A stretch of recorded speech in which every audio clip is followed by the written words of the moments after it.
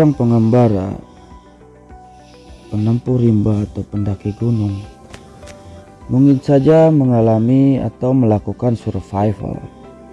Orang yang belum berpengalaman sampai seorang ahli pun bisa saja tersesat dan mengalami kesulitan di perjalanan.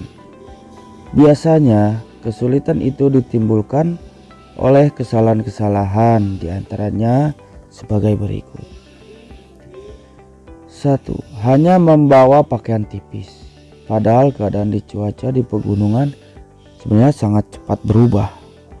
Angin dan hujan bisa saja menjebak dalam perjalanan.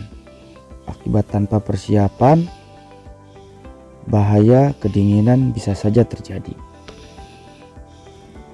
Misal tidak membawa ponco, atau misalkan jas hujan.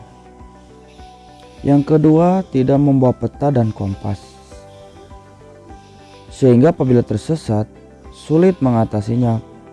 Karenanya ada baiknya setiap pendaki atau penempuh rimba hendaknya jangan melupakan peta dan kompas, dan tentunya dengan keilmuan navigasi darat.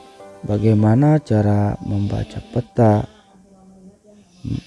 bagaimana menginterpretasikan atau observe daerah-daerah di sekitar kita berada, yang kemudian akan disesuaikan dengan peta. Yang ketiga, memperkirakan jarak terlalu pendek atau terlalu menganggap medan perjalanan terlalu mudah. Karena terlalu menganggap mudah, sehingga persiapan yang dilakukan menjadi kurang. Selain itu, biasanya timbul kesombongan yang mengakibatkan tindakan jadi kurang hati-hati. Ini sangat membahayakan. Yang keempat, pergi sendirian ke suatu tempat tanpa melakukan perizinan atau memberitahu kepada orang lain, misal orang tua, teman, atau siapa saja yang dianggap perlu. Misal dalam hal ini kita tidak melakukan simaksi atau melaporkan pada saat kita datang akan melakukan pendakian, dan pulang pun kita tidak melakukan atau tidak melaporkan bahwa kita pulang dengan selamat. Ini gunanya untuk mencek sekembalinya dari perjalanan. Jadi apabila terlambat dari waktu yang telah ditentukan, akan mudah untuk mengontrolnya. Nah, inilah fungsi dari simaksi. Makanya kita harus lapor ke pengurus tempat atau ranger yang bersangkutan. Yang kelima, tidak memperhatikan tanda bahaya yang diberikan oleh alam, misalnya mendung, kabut, dan sebagainya. Tanda alam ini akan membantu sebagai perhitungan guna menempuh perjalanan yang direncanakan. Yang keenam, kurangnya perencanaan. Akibat kurangnya perencanaan, maka dapat menimbulkan kesulitan atau musibah yang dirasakan benar-benar menyiksa. Jadi segala sesuatunya harus dipersiapkan. Dalam hal ini saya persingkat atau perjelas, ini seperti persiapan perbekalan perjalanan. Apa saja yang kita perlukan, medan mana yang akan kita tempuh, hal-hal seperti itu. Yang ketujuh, terlalu banyak membawa alat-alat yang tidak diperlukan, sehingga akhirnya malah merepotkan diri sendiri dalam perjalanan. Malah terkadang mengganggu di perjalanan. Misalnya dalam mendaki gunung di musim hujan, seharusnya membawa jas hujan, makanan, pakaian cadangan. Tapi untuk mengusir rasa capek dalam perjalanan, malah ransel yang dibawa itu digantungi oleh gitar, tam-tam, atau hal-hal lain yang tidak diperlukan.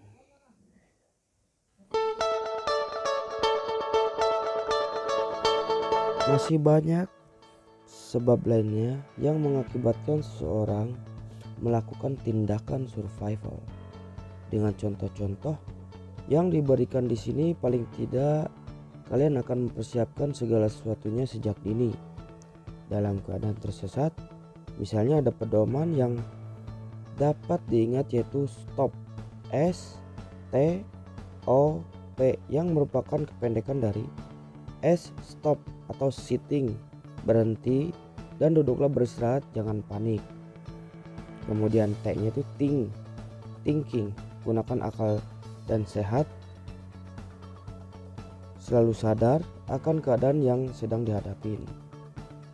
O-nya observe, amati keadaan sekitar, tentukan arah, manfaatkan alat-alat yang ada dan hindari hal-hal yang tidak perlu. Kemudian P-nya planning, buatlah suatu rencana dan pikirkan konsekuensinya bila sudah memutuskan apa yang dilakukan, dan pilihlah yang low risk.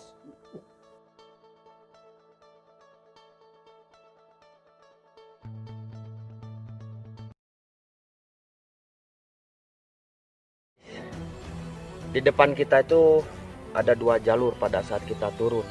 Artinya ini potensi tersesat. Oke, jalur menuju ke bawah itu pasti ke kota, tapi kita tidak tahu apakah jalur tersebut benar menuju kota atau menuju lembahan yang curam. Dan ini berbahaya sekali. Kalian harus orientasi medan, melihat sekitar dulu. Tips yang pertama adalah pada saat kalian mendaki, ketika menemukan persimpangan, kalian tandain. Kenapa juga saya menginformasikan bahwa tanda itu penting pada saat kita menemukan persimpangan.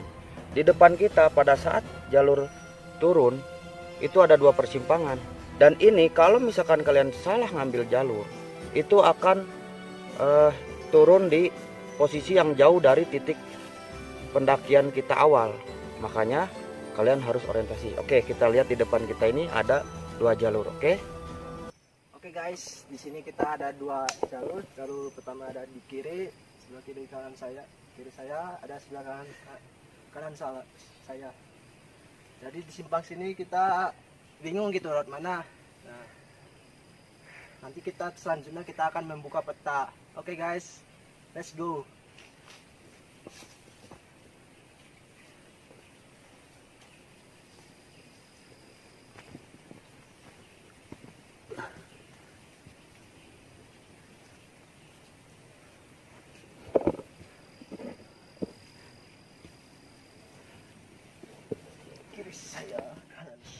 Oke guys, kita lihat ke peta. Puncak Gunung Puntang, turun ke bawah ada bukit di ketinggian 1907. Bukit tersebut ada 2 percabangan. Yang saya tunjuk itu jalur PGPI, sementara yang satu lagi itu jalur dekat pos pembayaran karcis. Kali ini saya akan mengambil jalur turun melalui jalur PGPI yang garis biru jelas di tengah itu ya. Oke guys, nih, nah yang saya tunjuk itu dari bukit kurang lebih turun 100 meter ada persimpangan. Yang satu garis biru itu saya tandain dengan ballpoint menuju jalur PGPI, sementara yang saya tunjuk itu melalui jalur Banjaran. Oke, jadi hati-hati guys ya.